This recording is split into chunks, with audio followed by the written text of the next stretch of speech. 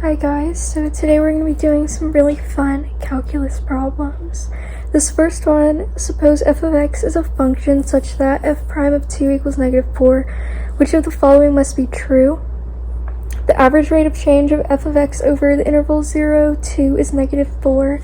That's not true. There's not enough information to calculate the average rate of change. The second one, this is how you calculate the derivative at 2, but we don't know what h is approaching. We don't know f of 2. We don't know if this is true, so it's just not going to be true. F of x is, however, continuous at x equals 2 because it's differentiable at 2. So 3 is the only one that's correct here. The second problem, let q of x be that, find q prime at 1. So we're gonna have to take the derivative of this function, which I have down here, and because of chain rule, you have to take this and also find the derivative of that.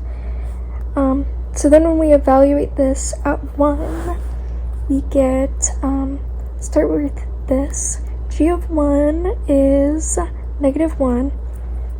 So 4 times -1 plus 5 is 1 times g prime at 1 is -7, and -7 times 4 is -28.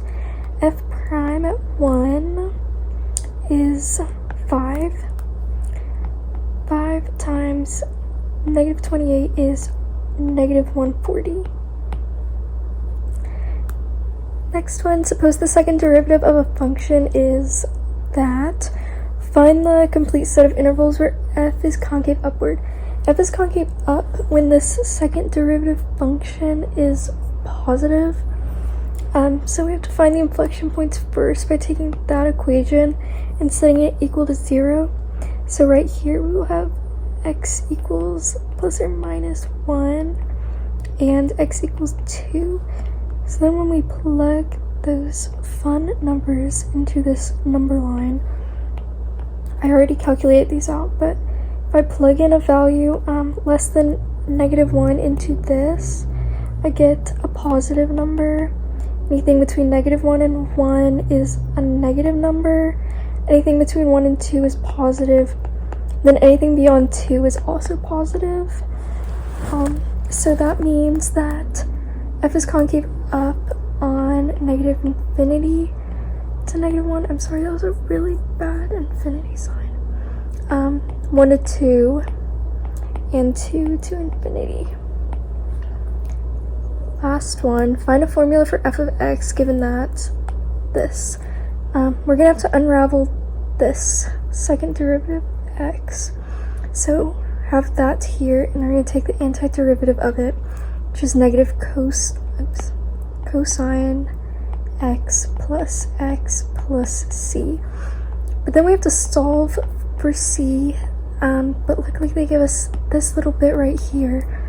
So then we just solve that for this constant, which this is -1. So c equals 4. That's what f prime is.